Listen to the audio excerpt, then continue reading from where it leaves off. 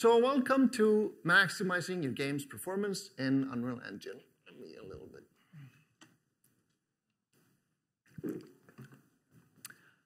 This is probably my favorite presentation that I've done so far. I really like it because I've put a lot of practical things in it. And I actually put my absolute favorite thing just right as the first slide. I've been looking forward so much that I'm just going to jump straight into it. It's me. Hi. So hi, everyone. I am Ari Arnbjörnsson. I'm an Unreal Engine evangelist at Epic Games. I sometimes get the question, what does an evangelist do?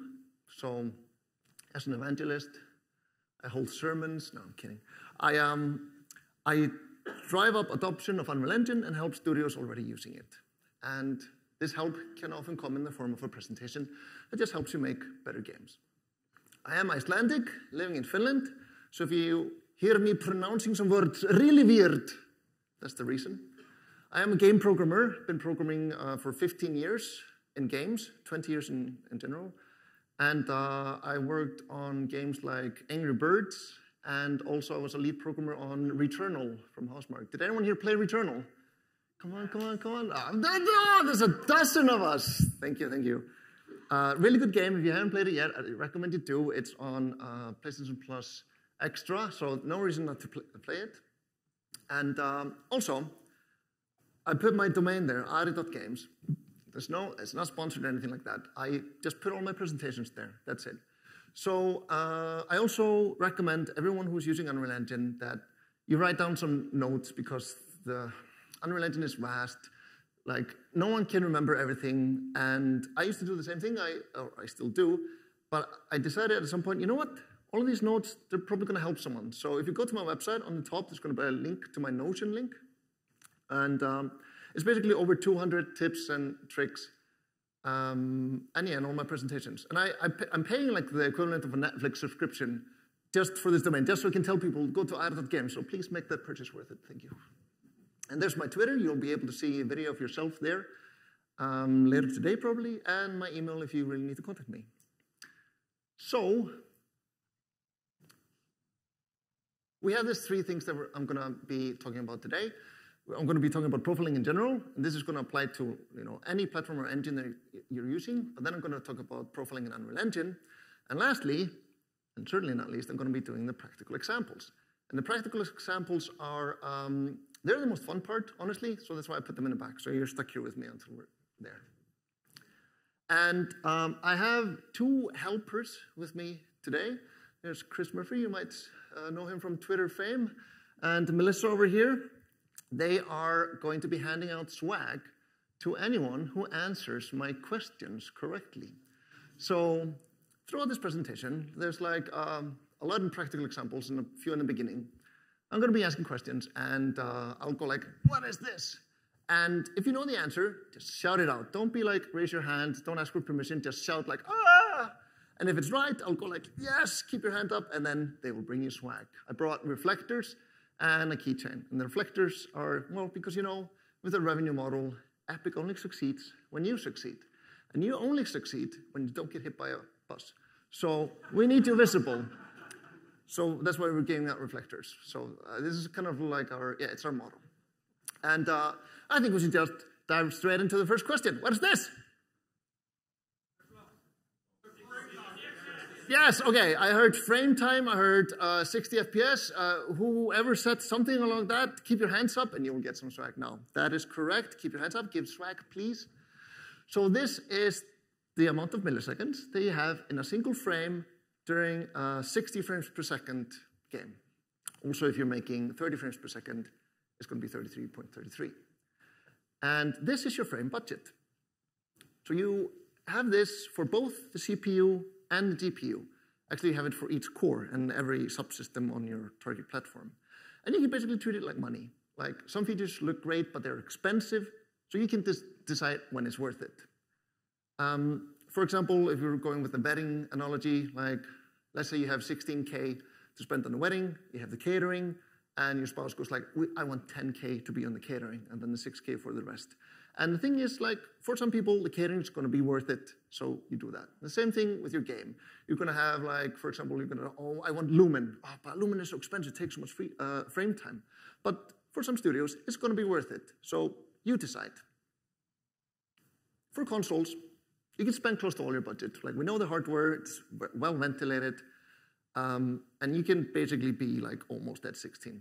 But for PCs, it's a bit more complicated. There are so many different kinds of them. So you want a bit of leeway. Also, the players are in charge of your budget, not you. So the players can be, I want better shadows. I want more anti-aliasing. So now they are in charge of the budget. But for many people that have PCs, like me, we can't be bothered to do all these configurations. We want to be able to just start the game and not have to think about it. And in that case, you might want to have some kind of like auto detection of the hardware, or just have the default with a good leeway so that it will work on most PCs out of the box. And then mobile, Leslie, that needs some leeway just for thermal throttling, because if you are getting like really close to the frame time, it might just overheat because there's no fan, and then it's going to slow itself down. So also on mobile, they're usually more of a game as a service. They're like free to play. You want the player to be playing a lot, and you don't want to drain the battery super fast. So also like, yeah, just make it run as fast as possible there. Excuse me.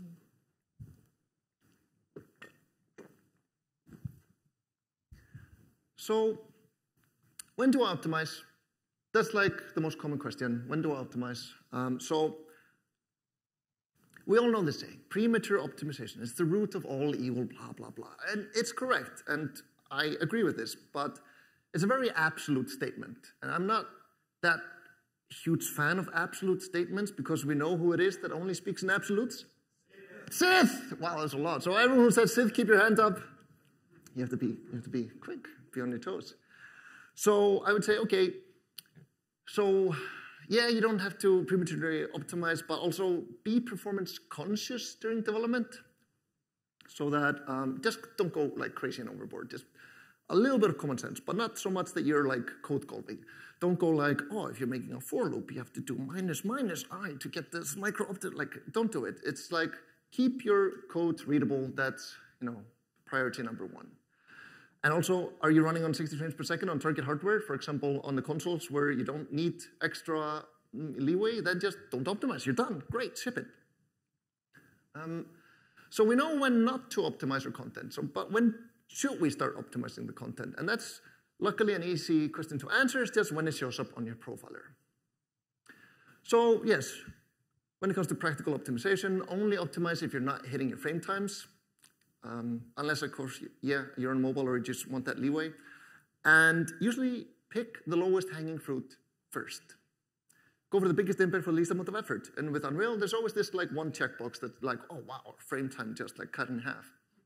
Because lots of laughter in the audience, we know. So you're gonna go open the profiler, you see, wow, this is humongous thing there, let's optimize it. Oh, that doesn't take long. And then you rinse and repeat. Now what's the next biggest effort for the least amount of effort? You do it a few more times, and suddenly it's time to ship. So that's all the time you had. And that's why you shouldn't be spending too much time on these like micro optimizations. They're not gonna make a difference in the grand scheme of things. So go profile first and go for the, the actual obvious things.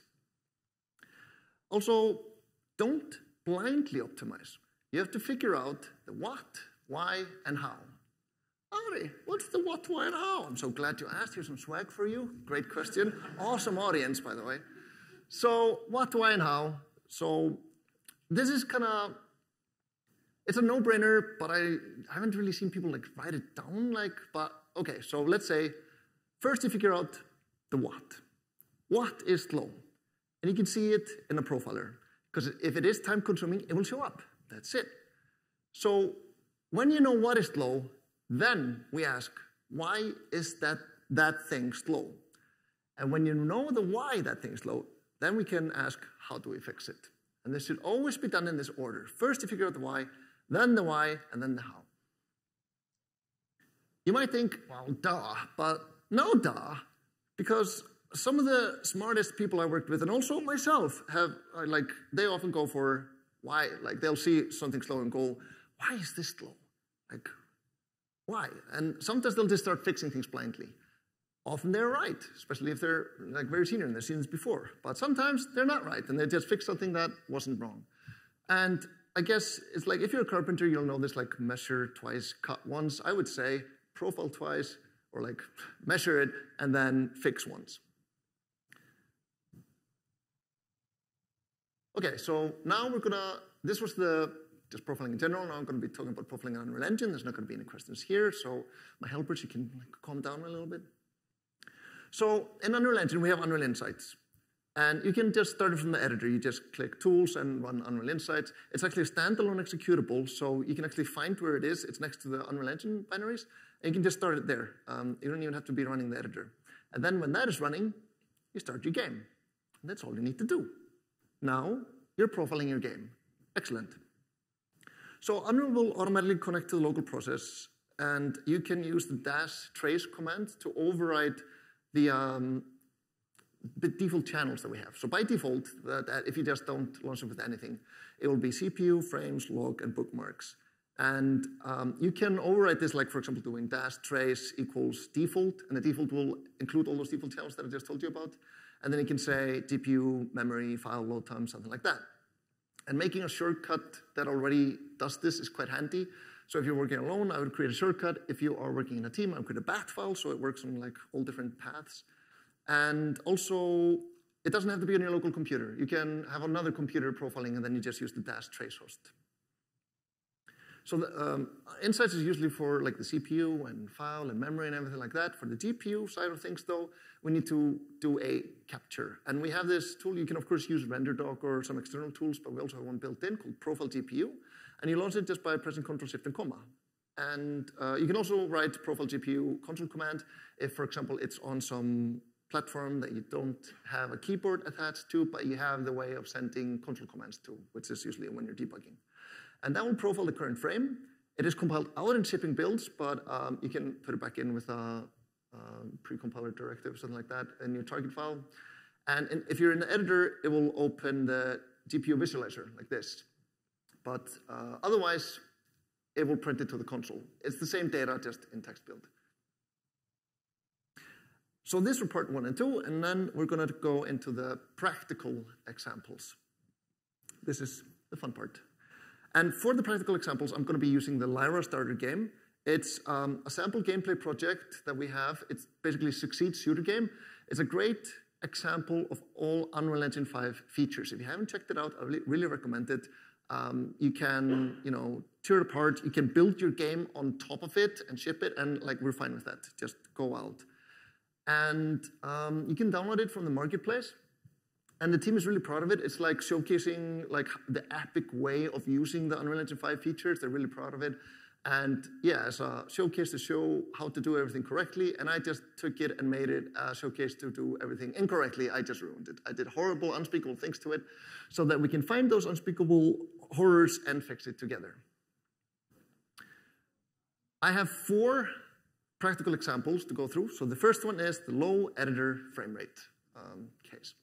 So let's say someone from QA comes to me. Let's say I'm a lead programmer, and they go, Ari. And I'm like, wow, what is it? And they tell me, the editor was running 60 frames per second yesterday. But now it's running 30 frames per second. I don't know why, please fix it. And I'm like, okay. So I want to figure out, I want to reproduce it. So I want to know what the current frame rate is. How do I know what the current frame rate is? Oh, that was a lot. So stat FPS, I heard a lot of you. Put your hands up, please. Stat FPS is correct. Also, the last time I did this, someone told me, press the GUI button. And I was like, there's a button? So you can press that little hamburger icon there. I just added this before this. And you can click show FPS. And there's even a keyboard shortcut, Ctrl-Shift-H. Oh, I didn't know that. So you're always learning. So you can do that. Or, like most of the audience said, stat FPS. You just write it down there. By the way, if you're watching this video, feel free to pause when I ask a question and like try to solve it yourself before getting an answer. So I press write stat FPS, and there we go. FPS, 30 frames per second, indeed. It also has the frame time there.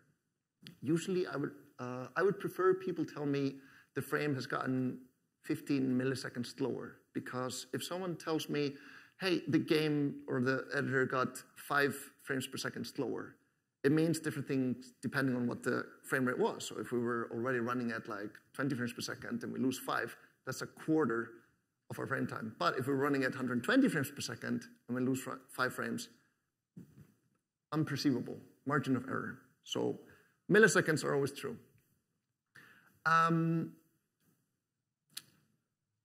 Now I want to know, though, because I showed you 2 tools. I showed you Unreal Insights, that is good for CPU, and then I showed you Profile GPU, which is good for GPU. We need to know which one is slow. How do I do that? What? Yes, I heard some stat unit. Put your hand up. Who said stat unit? Get some swag. Swag, Melissa, Chris. So stat unit is good. Also, there's a hamburger menu there. Stat, engine, unit. So yeah, another UI. And you can also just write it in the console command, stat unit, like that. And what happens then is that we get all these timings. The first 2 on the top, those are the stat FPS that we had before. If you didn't write that, you're not going to see them. And then we get the frame time. That's just the same as above. We get the game thread, also known as the main thread, but we call it the game thread. It's 4.6 milliseconds. And in this case, I would say, hey, we can actually put more there. Like, make the AI better. You know, just find some things to put in there.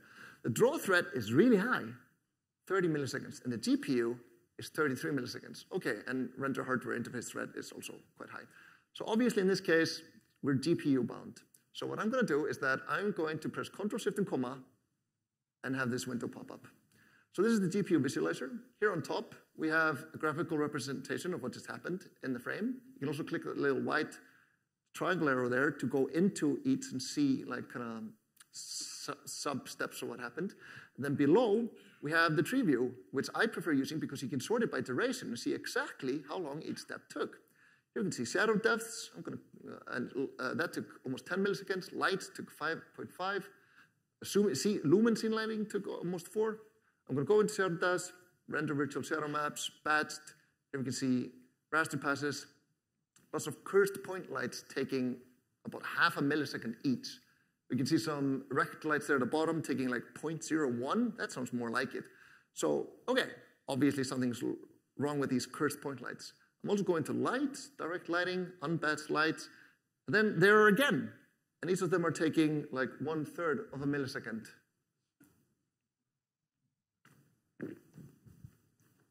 But that was how easy it was. That was the what.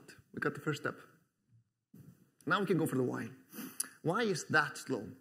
So I'm going to start by searching for these point lights in my project. So I'm going to scroll down. And oh, there they are. How convenient.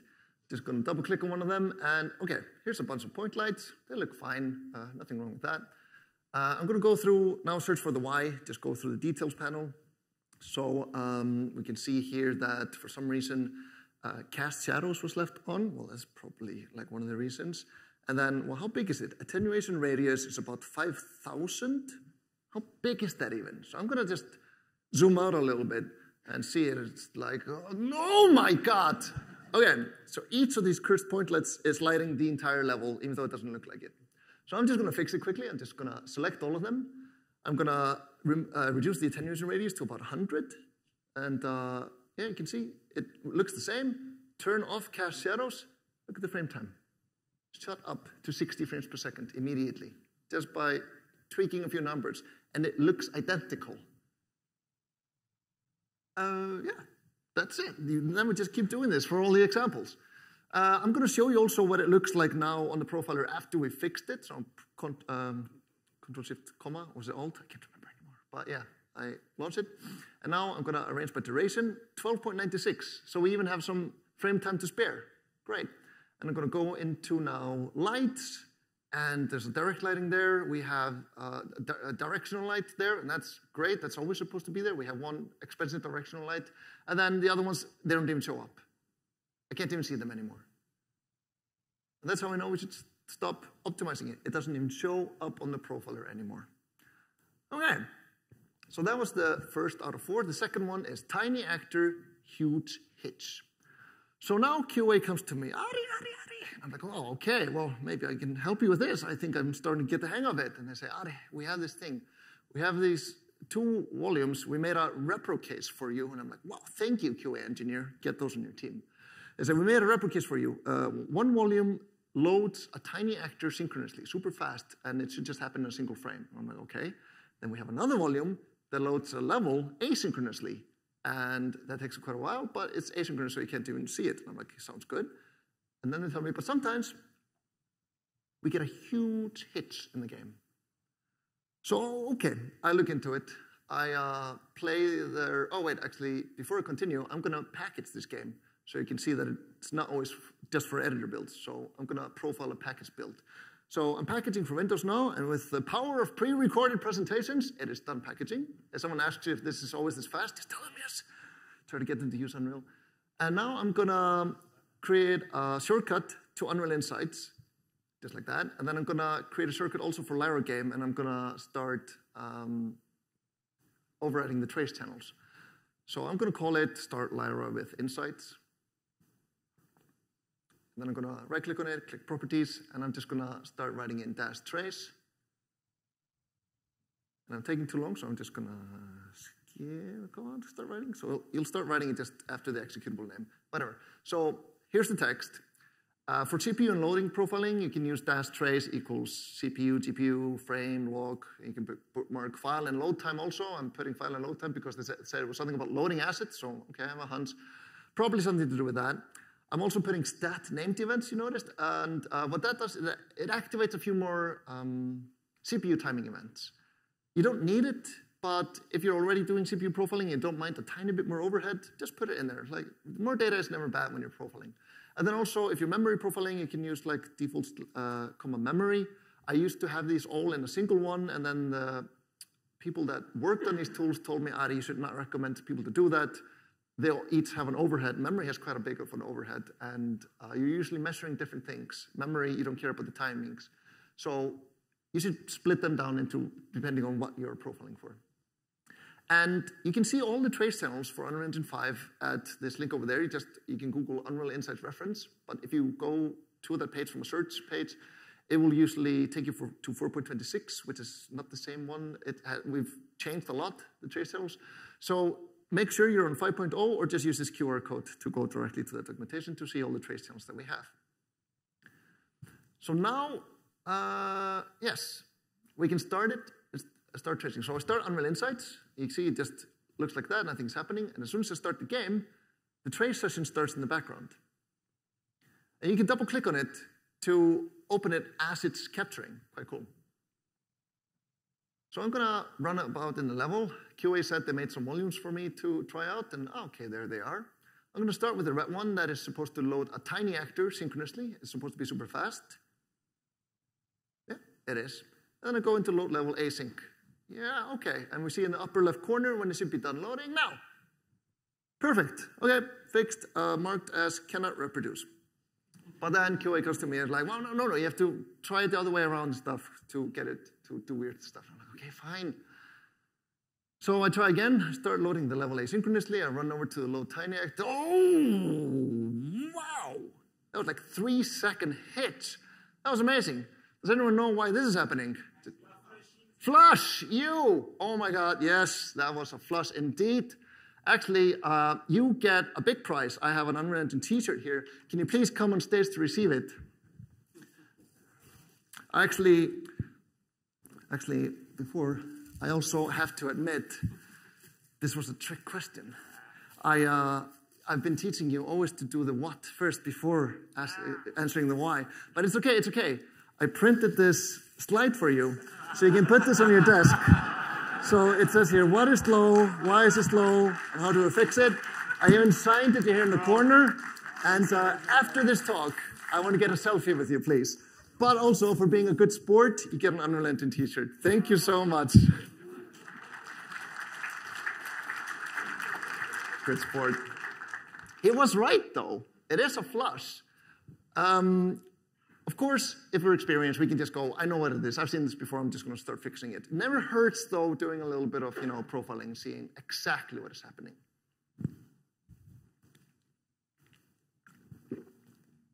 So I'm going to open the trace, tell you what's happening. Up there, we have the tabs, timing insights, asset loading, memory. Here we have the CPU graph over the entire game. Up there, we have the frame timings. I'm going to open a graph track that shows you also how long each frame was. It is top docked by default, which takes a lot of space, so I like to right-click and make it scrollable, and it stays out of the way. I'm also going to turn on the asset loading track because we think this is a flush. So you can use it like that. And also going to just show you the frame tracks because we have them. I'm going to zoom out a little bit and see if, okay, well, there's something that looks a little weird there. Also on the top, if you, or actually let me zoom in a little bit first. So here is when we started loading the level. So we can see all the assets from the level being loaded there. And here's the frame number, 548, took 2.6 milliseconds. And you can shift scroll on this to zoom it out. And here you can see like, yeah, okay, 2.5 milliseconds. Cool, okay. Now let's go down the stack to see exactly what's happening. And it's a little bit small, so I'm just going to read out loud. Yeah, so we can see as soon as the assets are done loading for the level, the game continues. Sounds like a flush. We had a hunch. We're following it, but making double sure. And then we can see here, as we go down the stack, it's like upside down in this. We can see trigger cursed load tiny actor, blueprint function, load asset blocking, load object, load package internal, and lastly, poof, flush async loading. If you haven't used a profiling graph like that before, it's just inverted. So at top, it's the first function that was called, like it will be engine loop or something like that. And then as you go further down, it's like what function each of these are calling. So all of these functions are waiting for the bottom function. They're all waiting for flush async loading before they can continue. Okay, but now I want to know, why is this happening?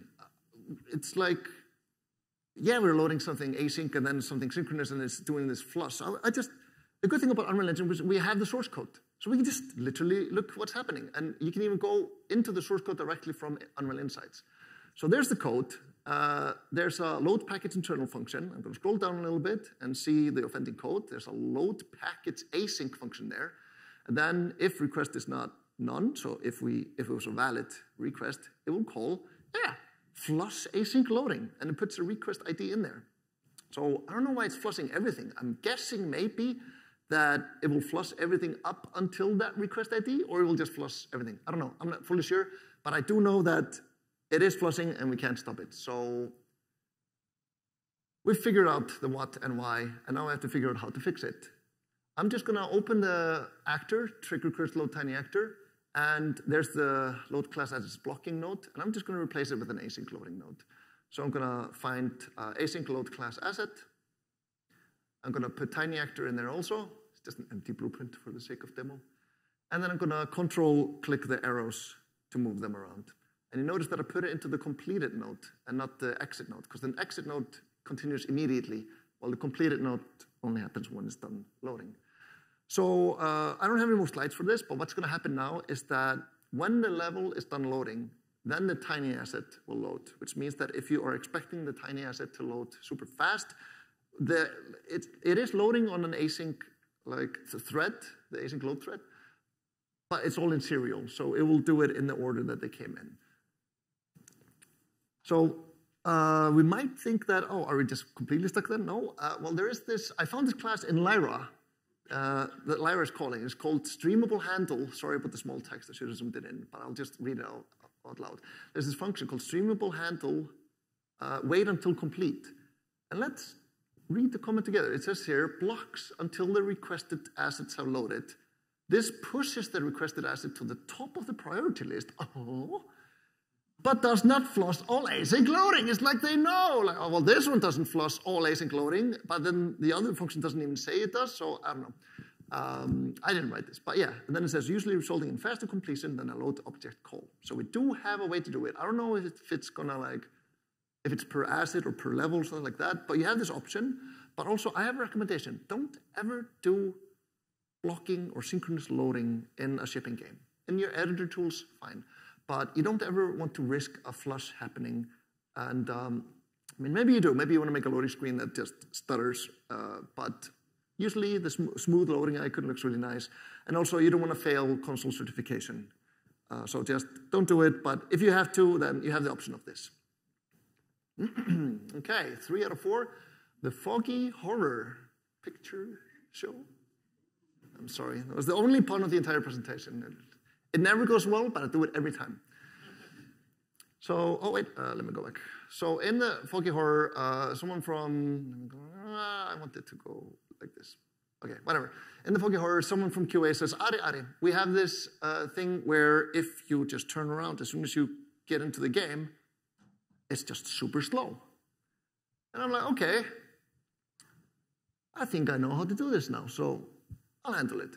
So they say it's something to do with frame rate, so I'm already going to turn on stat unit. I'm going to turn around, and it's 50 frames per second, and now it's about 7. So I'm going to write down into the console profile GPU just to show you that it works on a package build, and you can do it in the console without doing the keyboard shortcut. And it took like a second to profile the frame, and now it's done. So I'm going to, crap, I was going to ask you one more question. Hopefully no one saw it. Anyways, it's now in the logs. It's not, because we didn't get the pop-up because we're not in the editor, so we have to find the logs. So where are the log files? Yes, saved folder. I hope you didn't see it. I spoiled it. Anyways, everyone who said saved, keep your head up, get some swag, stay safe. So I'm going to go into the saved folder. I'm going to open the log there. And it prints it out. I just scrolled down to where it was. It prints it out in the order that it happened on the GPU. So we're going to have to scroll down. It's not ordered by how long it took. I'm going to scroll down until I see like how much frame time it took and look for abnormal numbers. So here we can see 90% of it is in translucency. Okay, translucency after depth of field parallel. And here we can see it. It's right there. There's the number, the name. So it says 135.96 milliseconds, or 90% of the frame time. It's almost as if someone just wanted to make a horrible example for the sake of a presentation. And there's a material called cursed fog card particle. And the good thing about using Unreal Engine's profiling tools is that, like as opposed to other tools, is that you get some metadata. Because in this case, this is a particle system that is using this material. So we print out the particle system that is using it next. Niagara system underscore cursed fog. And then we have the instances, stroke holes, primitives, and vertices. All right, we figured out the what. First step. Second step, why? Why is that slow? I'm going to find the cursed fog. There it is. And open the material. Let's search for the why. Spawn rate 50, not unusual for a particle system. Initialized particle size, it's 500 times 800. It's a very big fog card, so it's probably that. So we have 300 running particles all on top of each other. So that's probably the reason. Okay, let's look into the material.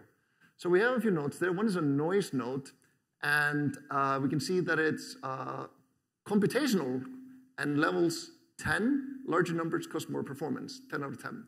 Next, another noise with different levels, again, 10. And then a Voronoi with quality 10. Higher numbers are slower and higher quality.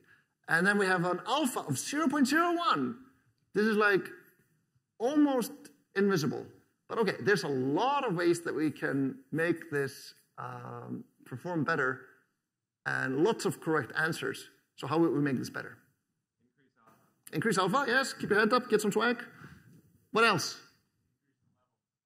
Decrease the level? Yeah. Did you say increase? Don't increase it, decrease it. But yeah, good. What's that? Yes, texture. All good answers. Keep your hand up, get some swag. So yes, all of these were good. So yes, alpha, this is almost invisible. I don't know why a tech artist or someone who really wants to make a point in a presentation would do something like that. But definitely make it more opaque. Also, all of these are computational. It's actually a texture sample by default, so I really had to go out of my way to make a slow material. And also, you might have noticed that there are no dynamic parameters. So we're drawing this texture for every pixel, every frame. So what I would recommend is just open Photoshop or whatever your program of choice is, and make this texture, a final texture there, and then just have a single texture sample. So that would be quite fast. This is the last slide already on this. Just imagine that you look around and everything's fixed and it looks amazing. 60 frames per second. Also, because whoever did this, who made 0.01, really wanted it to look like a real fog. Also remember that we have this option of a volumetric fog in Unreal, which might work even better than this. Okay, last issue that we're going to fix, the memory leak. QA comes to me, Ari, and I'm like, what is it, my child? I can fix everything now, following the what, why, and how. We have a memory leak. Bring it. Okay, how do I reproduce it? And they're like, okay, actually, this is super easy to reproduce. I'm like, great, give it to me. Well, the only thing you need to do is start the game and not do anything. I'm like, if you have a solid repro case, it will get fixed. That's the thing. Like, yeah, us programmers love repro cases. 100% it will get fixed. It's just a matter of time. So what's the repro case? They're like, well, yeah, don't do anything and keep it running on the console for 3 days. What? Okay, so now we have to figure out, this is going to be painful because we're going to try something, we're going to make a build on console, it's going to take forever, and then we're going to have to run it for 3 days, and it only crashes on consoles because they don't have virtual memory. But the thing is, a memory leak is a memory leak. So if it leaks a little bit, we can find that little bit of leak, and then we just fix the memory leak. We don't have to wait for it to crash. So we just need to find a memory leak. So I'm just going to start it with the memory tracing channels. And I'm going to also turn on the garbage collector to run every frame, just so we know there's nothing lingering. It makes it easier to do any sort of memory thing. So I'm going to write into the console, gc.collect garbage every frame, space 1, have it running a little bit, and then eventually I close it after like not even 1 minute. So it will be, this takes quite a lot of space. So already this capture is going to be like half a gig. And then I'm going to look into it. So I'm going to double click there, go into the memory insight. So here we can see all the green lines over there. Those are the bookmarks. And we create a garbage collection bookmark here every frame when we turned it on. You can also hide those lines by clicking the white triangle if you want them out of the way. I want them in the way, so I'm going to leave them on. And these other graphs you can see down there, those are the low-level memory tags, LLM. And in our case, I don't really care about them. I just want them out of the way. So you can press the little recycle bin to get rid of them. You can get them back if you want. So now we have every single memory allocation that happened with Stack. So I'm going to make a query for memory leaks, A, B, C. So I'm going to select the span, give me every memory allocation that happened after A, but before B, and that was only released after C. In this case, like when the game was killed. I run query, and I'm going to put the preset as call stack, like filter them by call stack. So here we can see, like launch Windows startup, 21 megabytes leaking. I'm going to right click and expand critical path, and it will expand it all the way until the memory allocations. So here we can see a cursed actor tick that is allocating all of these. Oh, I solved it. It's the naming convention. We shouldn't be calling them cursed. Just kidding. No, okay, but we know that it's happening in the cursed actor tick, and it's not happening in the subfunction because we have full stack capture for every single memory allocation happening. Knowing this, I'm going to show you the source code. Funny thing about this is that this is an actual memory leak I had while working on a project. We fixed it before it went live, but as we saw this memory leak, I was just, this is such a unique memory leak. I have to capture it. I have to show the world. And I'm going to show it to you. And whoever guesses it gets like, I think this is the last question. So how much swag do you have left? Just like, I don't know, you can give them, okay, you can give them a bag or something like that. So this is the last question. And I'm going to show you the code. And I'm going to, as soon as I show you the code, you can just yell out what you think the memory leak is. But until someone does, I'm just going to start explaining what the code is doing. And it fits in one page. And let's check it out. So here, in the header file, we have a T array of value types of structs called stats captures. In tick, we call the super. And then we add a new stat capture into the stat captures. We put the time in there also. If the stat captures are more than 60, we send all of them to an analytics server, and then lastly, we empty the array. But somehow this is still leaking. What's that? Delete, no delete, okay, that is correct, keep your hand up. Delete is correct, no delete, but why do we need a delete? Like, sorry, what? You're creating it before checking the capacity? Not really. There's a word that I'm looking for. Sorry, what? Yes, you're creating it on the heap. Yes. We are creating it on the heap. So this is the line that's leaking. I'm going to talk about this now, because so what's happening here is that we're using the new keyword there, and there's a little asterisk before it. This is weird, right? Something doesn't look right there. And the new keyword that always creates a new object on the heap, and then it returns a pointer. So probably someone who was used to writing code in C# wrote this line, and then Visual Studio threw an error. Something like you're sending in a pointer type, but it's expecting a value type. So maybe they went to Google and asked, how to convert pointer type to value type? And Google said, you dereference it. The thing is, what happens now is that you create this new object in the heap using the new keyword. The new keyword should already be a little, and then when you dereference it and put it into stats captures, it copies it, because stats captures is already keeping all the memory that we want to use. So how we would have fixed it is that we would have just not used the new keyword. This is something that people coming from C# going to C++ might get wrong. It's like, oh, you just call the constructor immediately without new. So that's weird. But yeah, that's how you would fix it.